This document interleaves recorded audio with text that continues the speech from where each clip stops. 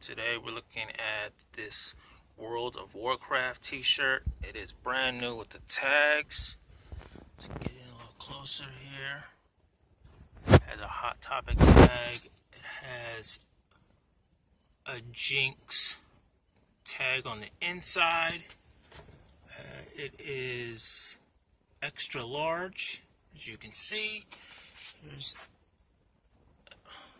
close up on the graphics. If anybody knows what year this is from, what year this is made, or what expansion it's from, I don't know, but that would help me out a lot. So let's go ahead and turn this around so you can see the back. It has a Blizzard Entertainment on it. You can see it's new, no stains, it's not faded at all. So let's get a look at the front again. There you go. This is the other side of the tag. But new with tags, as far as I know, there's no other ones on eBay that are new. There's one I think that's used.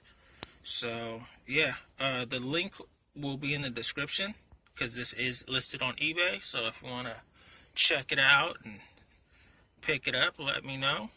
Or don't let me know, just click on the link in the description. So thanks for watching the video. Bye.